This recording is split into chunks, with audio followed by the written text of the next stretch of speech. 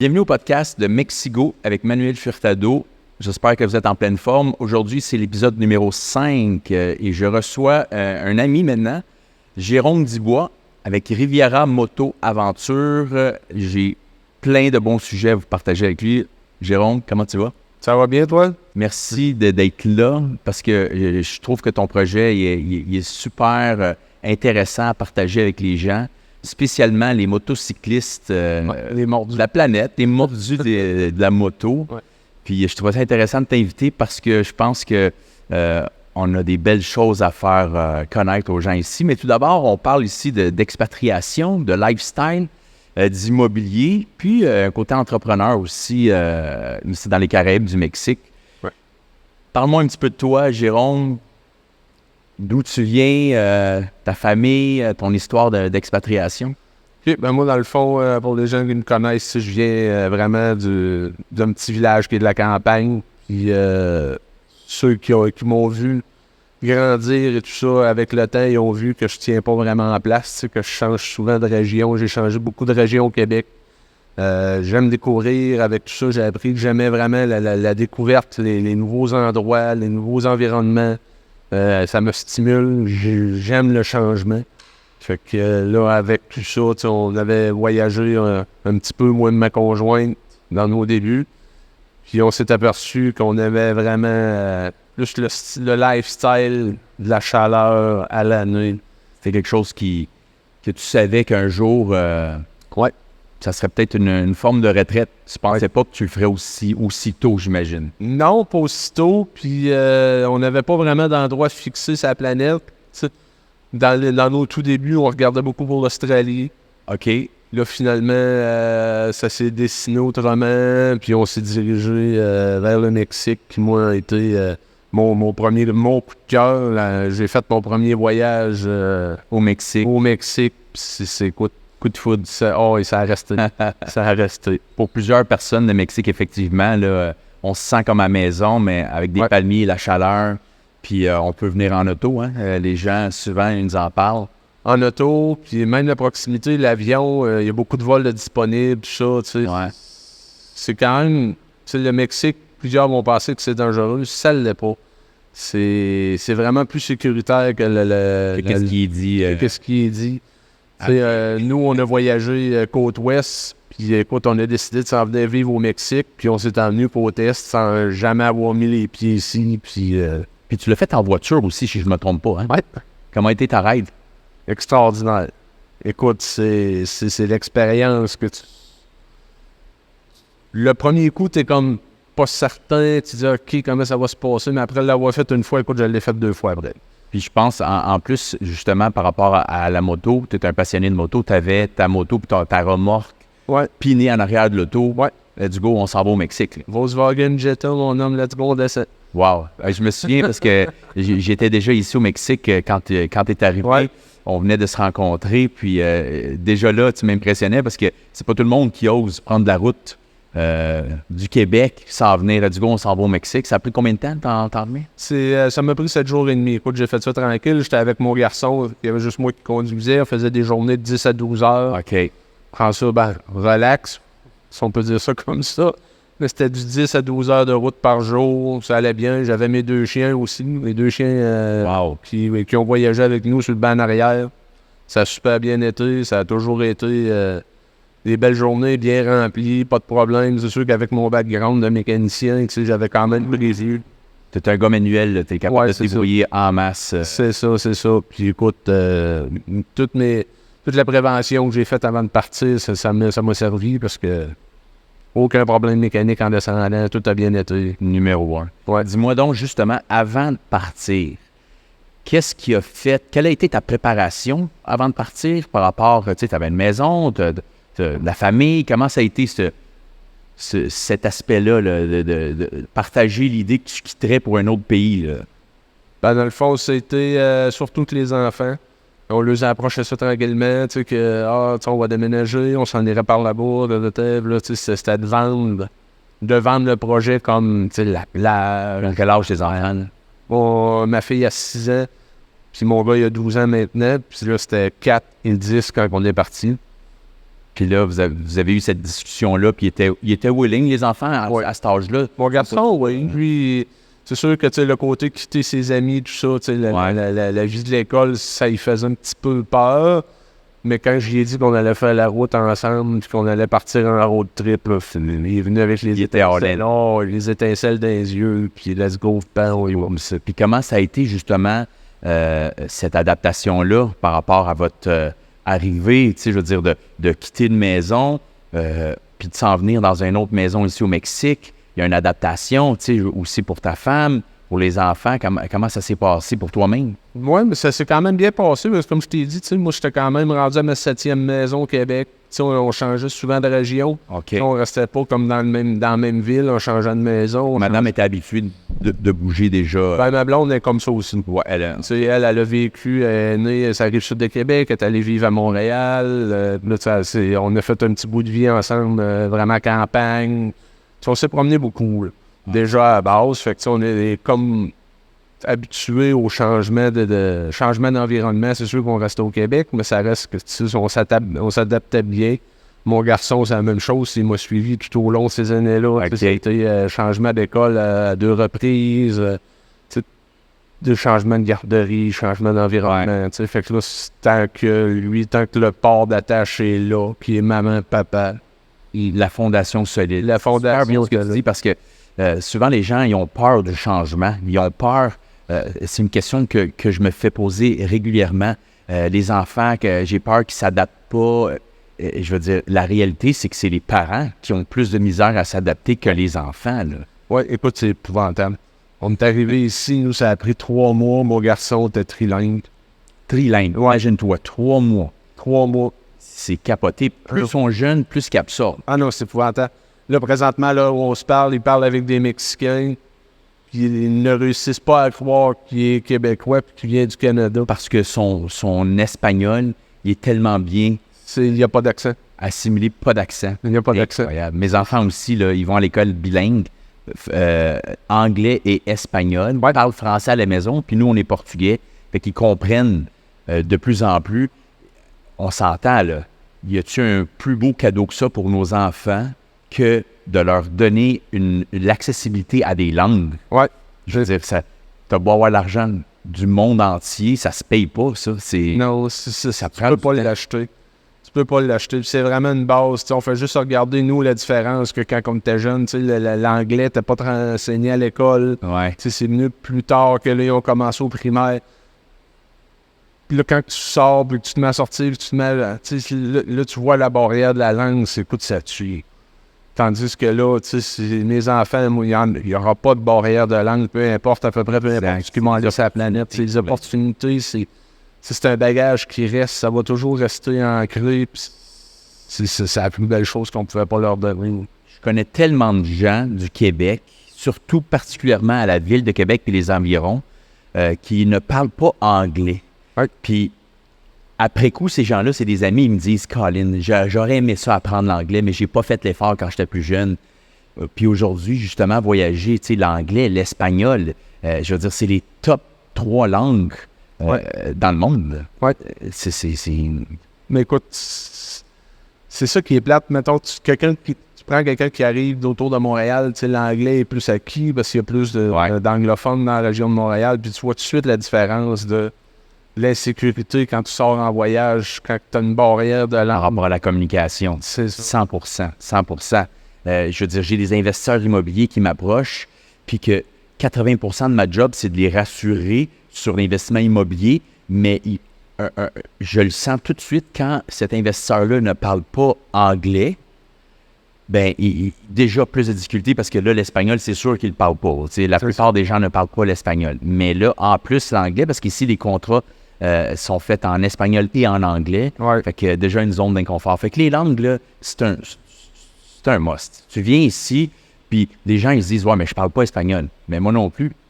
Puis toi non plus. Puis aujourd'hui, on se débrouille très bien en espagnol. Oui, écoute, j'ai pris un peu d'espagnol juste avant de partir. 6 mois avant de partir, j'ai commencé à faire de l'espagnol en ligne pour l'apprendre. Écoute, la claque d'en face que j'ai eue en arrivant ici. Les Duolingo de ce monde, c'est pas assez. Je me suis mis à parler l'espagnol que j'avais appris pour me rendre compte que c'était l'espagnol d'Espagne, puis que je comprenais à peu près 50% de ce que je disais. Puis je disais, regarde, ça va être une immersion, puis c'est tout. Exact. Rien de mieux que l'immersion. Quand tu peux le faire, c'est pour ça que les enfants, c'est des éponges, ils apprennent vite. Ma conjointe, écoute, elle est rendue meilleure que moi. Puis ça développe vitesse grand V. Elle a toujours eu une difficulté à apprendre une autre langue qui était l'anglais, qui est quand même assez facile. Elle a toujours bloqué une difficulté. Là, maintenant, écoute, elle est là-dedans.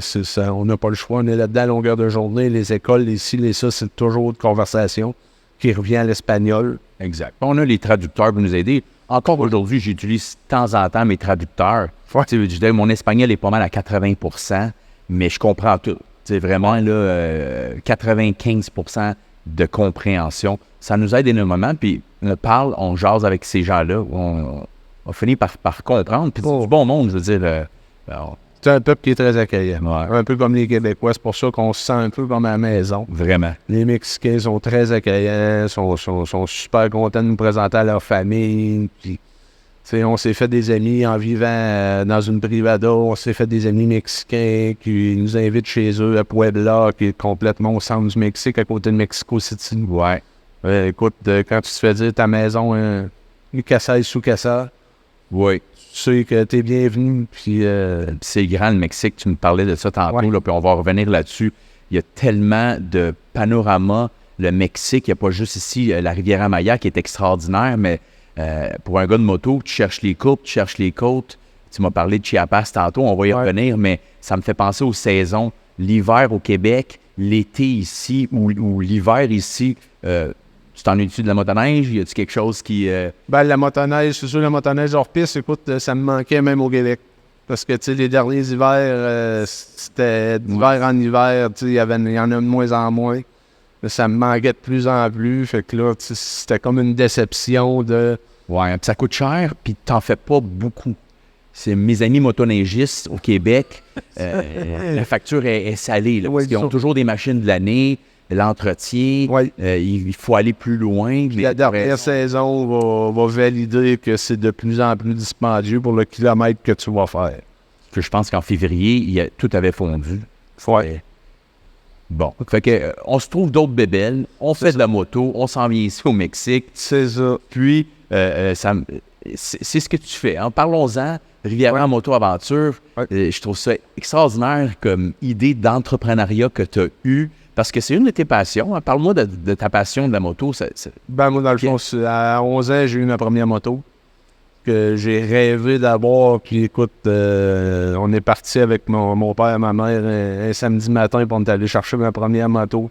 Style motocross ou un... écoute, c'était une Honda Mini Trail 50cc. C'était vraiment... Mais écoute, ça m'a fait découvrir la moto, ma passion.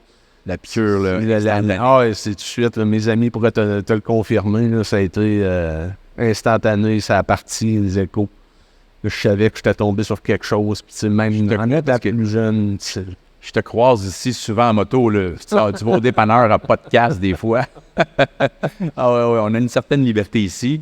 Mais par rapport à tes rides professionnels que tu fais avec tes clients maintenant, c'est un peu ça ton concept. Hein? Tu as parti une entreprise de location de moto, mais accompagnée. Si je comprends bien, tu es guide là-dedans. C'est ça. Dans le fond, je suis un peu pour guider les gens. Je vais les accompagner côté s'ils ont une incertitude, quoi que ce soit, mais eux vont me dire qu'est-ce qu'ils veulent aller voir, qu'est-ce qu'ils veulent découvrir. Puis là-dedans, moi, je fais OK, on peut passer par là, par là. Ça va être mieux si on va par là. Je suis pas vraiment faites juste me suivre. Puis tout est seté comme OK, on passe 15 minutes là, 30 minutes là. C'est vraiment plus qu'est-ce que vous voulez découvrir. Puis moi, je vous accompagne là-dedans pour vous guider à que ce soit plus sécuritaire. Pas parce que c'est dangereux, mais c'est parce qu'il y a vraiment des chemins qui sont moins beaux. Google Maps, s'il va vraiment te dire OK, tu peux passer par là, finalement, tu arrives, tu es carrément sur le ranch privé de quelqu'un. Fait que là, non, c'est ça. C'est plus quelque chose que OK, non, on va bifurquer, on va passer par là, ça va être mieux. Puis ça me fait penser, tes motos, c'est des motos adaptées à ces parcours-là? Parce que tu m'as conté l'autre jour que tu te promènes même sur la plage à certains endroits. Là, c'est hot, ça. Ouais, écoute, les vagues viennent mourir à 2-3 mètres de tes marchepieds. Tu vois les vagues venir tomber à côté de toi. Là, écoute, c'est magnifique, c'est merveilleux. Tu te promènes sous les palmiers, vraiment. Tu roules même sur les feuilles qui sont tombées des palmiers. J'ai vu quelques-uns de tes vidéos là, avec tes clients. Là, c'est wow. Ouais. Je veux dire, tout bon motocycliste, peu importe que tu es un gars d'Harley, un gars de racer, je veux dire, tout type de moto, quand tu viens ici, tu as une moto adaptée qui est quoi? C'est des routes semi-trail? Ça s'appelle des Big Trails. C'est vraiment de la moto aventure. C'est des motos qui sont conçues pour aller sur tous les terrains.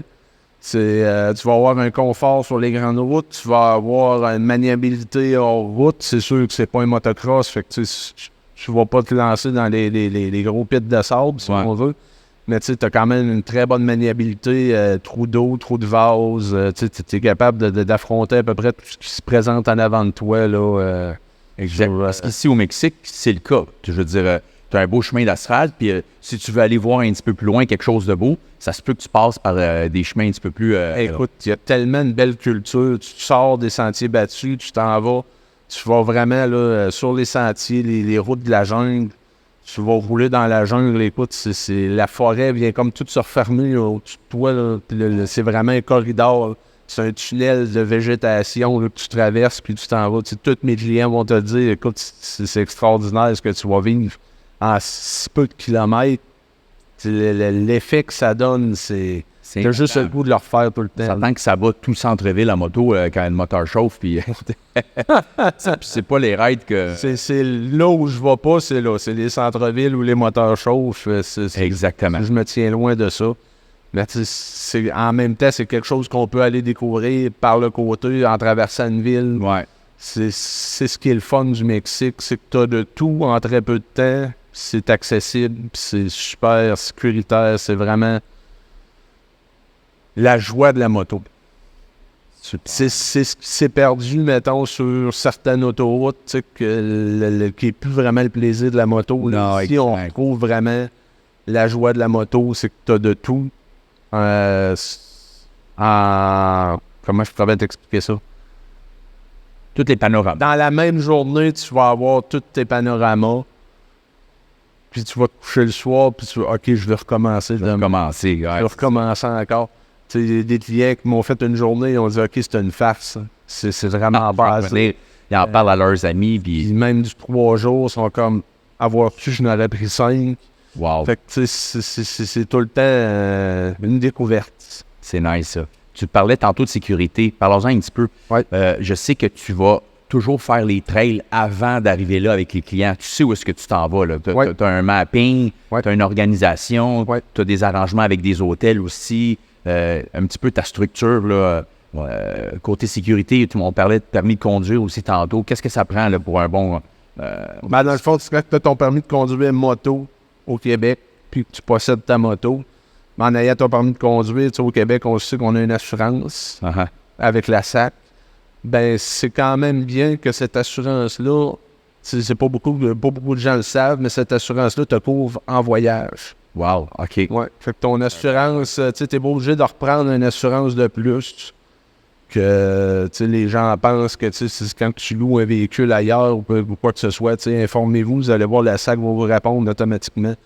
Vous êtes couvert en cas de voyage. Le Mexique, tu sais, c'est sûr qu'il ne couvre pas dans certains pays, mais le Mexique fait partie des pays qui le couvrent. Exactement. Ouais. OK. Fait que moi, j'ai découvert ça quand j'ai descendu la première fois en auto. Tu sais, je vais prendre toute mon information. Puis, oui, c'est ça. On est couvert côté assurance en cas d'accident ou quoi que ce soit. Là. Excellent. Puis, combien de personnes par ride que tu as? Tu as un nombre de motos? Je veux dire, comment ça fonctionne? Oui, là, dans le fond, j'ai 5 motos. C'est toujours des petits groupes. OK. J'ai 5 motos. Fait que je fais pas plus qu'un groupe de 5.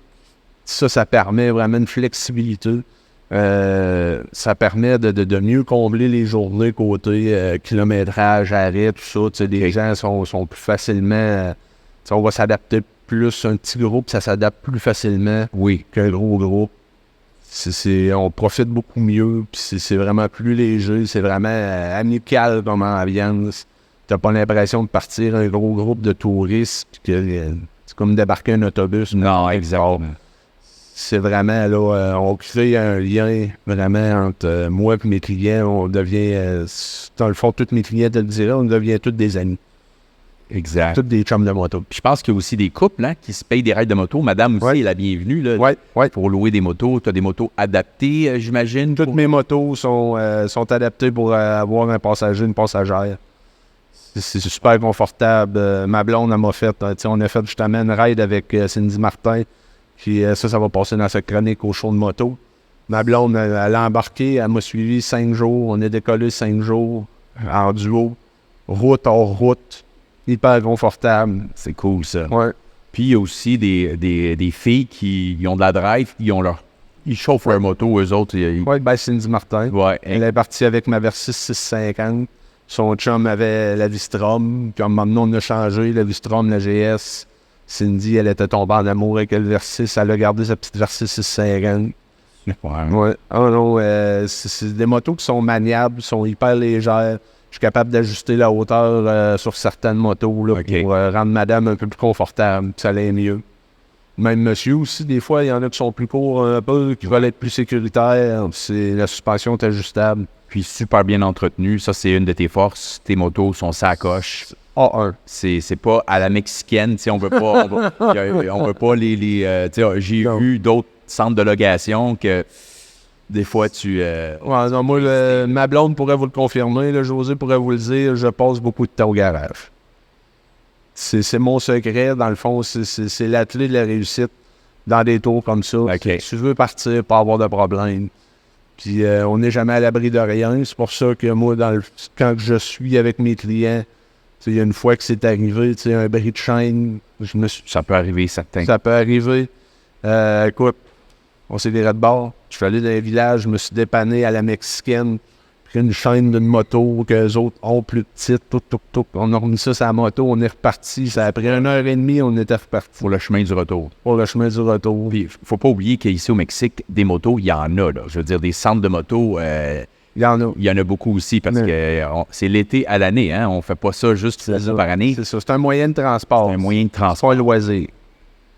Exact. Puis dis-moi, les gens qui sont intéressés à te contacter, tu as un site web, comment ça fonctionne? Tu as un Facebook, web. Je ne me trompe pas? Oui, site web rivieramotoaventure.com. J'ai une page Riviera Moto Aventure aussi.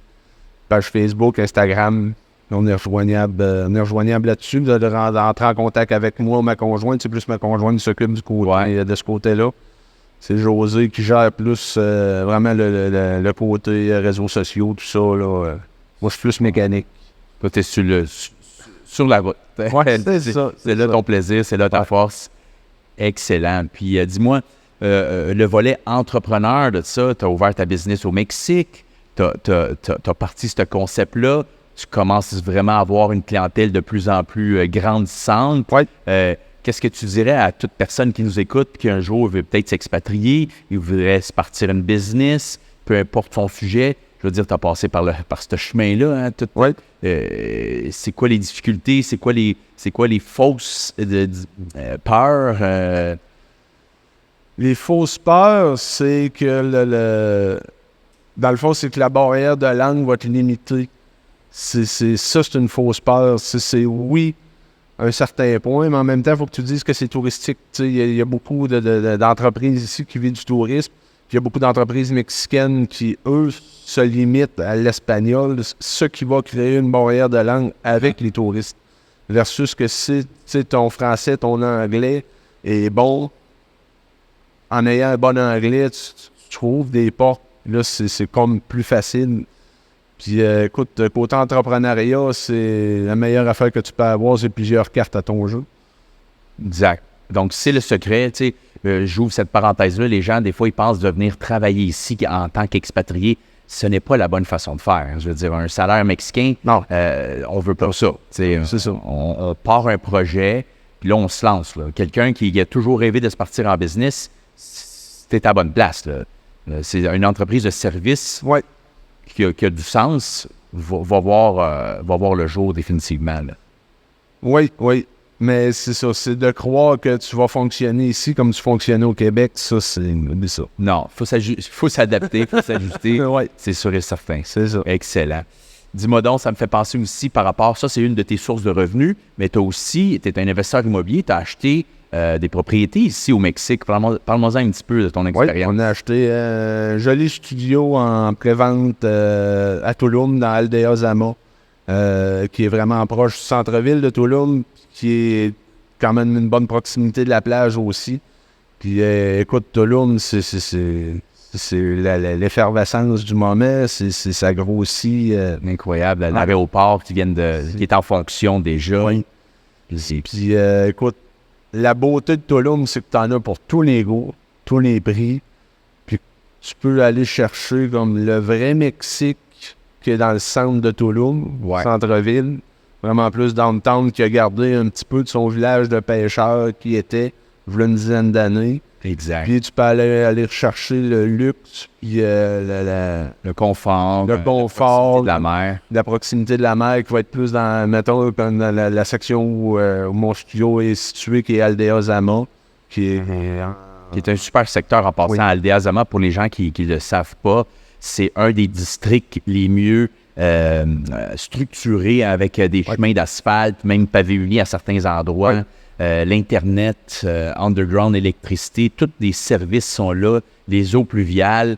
C'est un secteur plus mature. Hein? Puis moi, en tant que courtier immobilier, quand je conseille ça à mes clients, je conseille des secteurs, la location, la localisation est extrêmement importante. Puis tu as fait un excellent choix avec Aldea Zama pour aller te situer où est-ce que les gens, il y a de l'accessibilité de restaurants, l'accessibilité au centre-ville, l'accessibilité à la mer, donc un prime spot. Acheter en pré-vente comme tu as fait, ça te permet de dégager un gain de capital intéressant dans le futur parce que je pense que le flip immobilier, c'est quelque chose que tu connais un peu. Tu vas probablement peut-être faire ça aussi, mais tu loues en attendant, tu sais. Les gens... Dans le fond, c'est parce que le développement en tant que tel, qui est Solum Luxury Condo, n'est pas terminé à 100%. La phase 1 est en finalisation. Ils sont en train de faire tout ce qui est côté finition. C'est super beau. C'est un bijou. Il y a des belles propriétés à Tulum. Oui, tout en gardant comme des finis un peu plus nature. Il y a vraiment beaucoup de végétation qui a été gardée dans Aldea Zama, contrairement à d'autres développements, mettons à Cancun, que tu sais, plus de béton. Plus de béton, tout est rasé. Tu as l'impression vraiment d'être plus américain comme développement. Mais là, vraiment, Aldea Zama, écoute, il y a vraiment une belle vibe là, de nature. Ça fait juste commencer. Ça fait juste commencer. Le train Maya, il y a 2 stations de train à Tulum aussi. Stratégiquement, on le sait qu'on a fait des bons investissements là. Même si nous, on habite à Playa del Carmen, parce qu'on a des jeunes enfants, famille, il y a plus de structures, plus d'écoles, plus d'épiceries, plus de tout. Mais c'est en train de se développer à grand V. Là, je veux dire, il y a des nouvelles écoles qui ont été signées dernièrement à Tulum, le Colegio Inglés, il y a des épiceries comme le Chedraui, le Soriana, ça ouvre, là, ça va vite, là, on le voit. Là, fait que, bientôt un Costco. Oui, écoute, à voir. Le Costco. Fait que, non, c'est super. Félicitations pour tes investissements immobiliers. Tu as passé à l'action.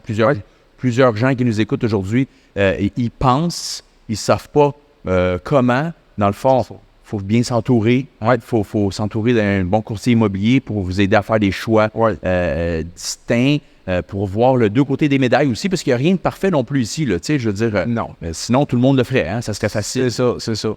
C'est d'avoir une bonne base puis de dire, il faut que tu t'attendes un peu à être perturbé, si on veut. Oui, prendre des risques, c'est ça. Ça va avec. Ça va avec l'entrepreneuriat. C'est de prendre des risques, c'est d'être perturbé côté...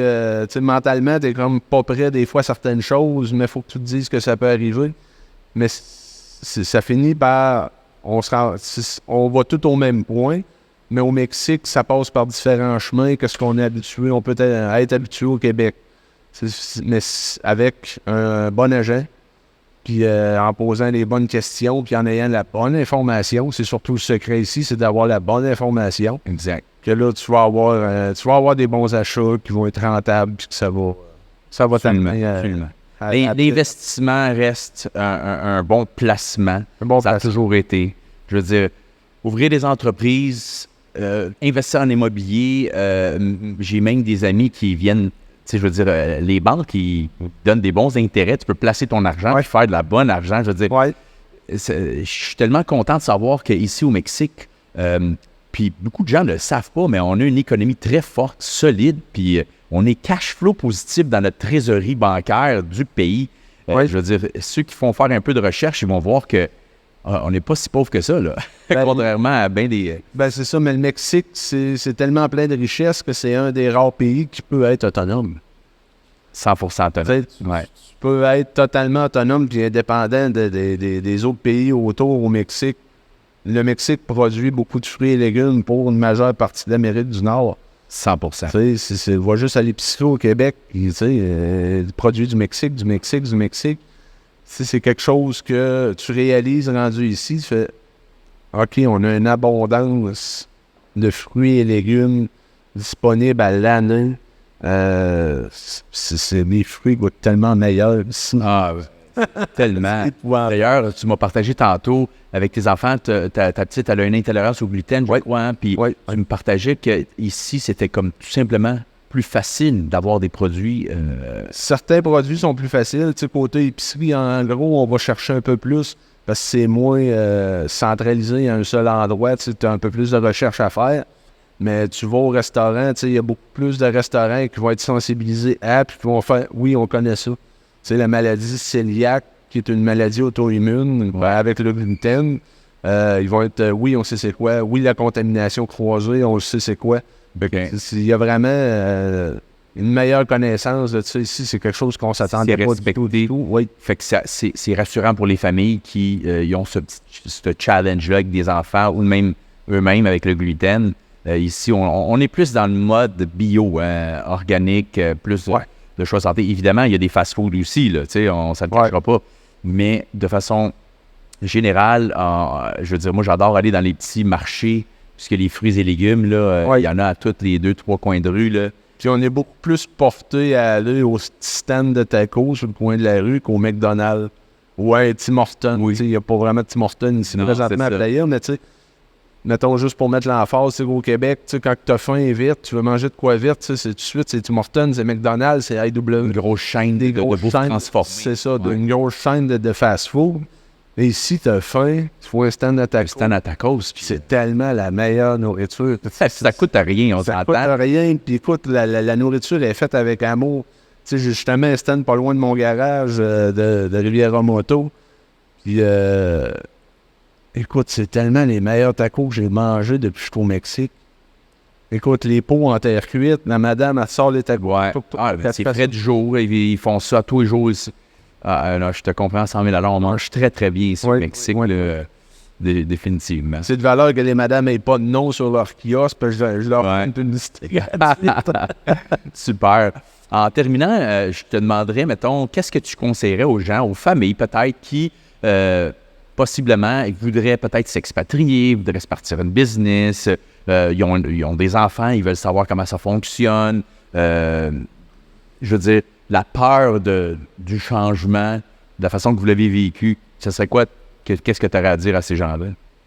Assurez-vous d'avoir une bonne complicité, vous et votre conjointe, à la base. Excellent. Faut vraiment la force du couple. La force du couple, il faut vraiment que le couple soit vraiment sur la même longueur d'onde et vraiment le même, pas le même intérêt, mais la même vision du projet. Se supporter un et l'autre, parce que le changement, c'est difficile, c'est pas toujours agréable. Le premier 6 mois, il est tough un peu. La transition, c'est le premier 6 mois qui va mettre vraiment votre couple à l'épreuve. Là.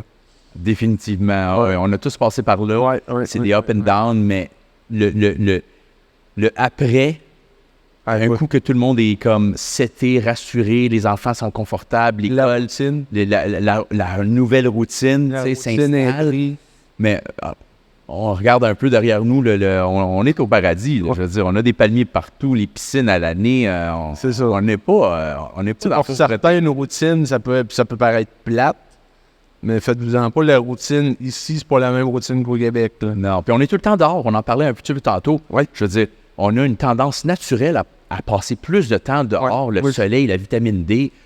Les gens sont plus souriants. Oui. Je veux dire, tout est comme plus facile, plus simple. Puis on parlait de matériel tantôt. On n'a plus besoin de tant de choses que ça. Hein? Toutes les petites choses que tu cherches à aller t'acheter quand tu vas magasiner, quand il fait pas beau, pour te rendre de bonne humeur, parce que t'en as pas besoin.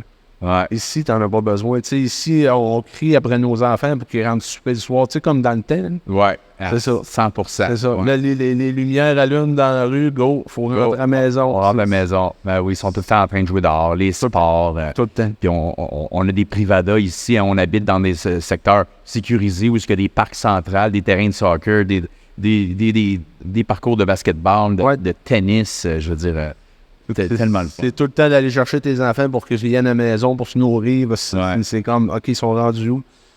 On les pousse pas à aller dehors, ça se fait naturellement. Là.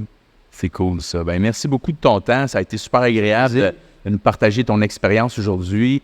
Riviera Moto-Aventure, c'est quelque chose à ne pas passer à côté. Là. Tous les motocyclistes francophones du monde ou anglophones. Anglophone, peu importe. Vous êtes accessible partout. Oui, j'ai eu des clients de la République tchèque. Wow, nice. Ouais. Super. Fait qu'on te contacte sans faute. Merci beaucoup encore une fois d'avoir participé à ce podcast-là. Ça fait plaisir. Gang. Merci de l'invitation. Merci encore. On se revoit au prochain épisode. Merci.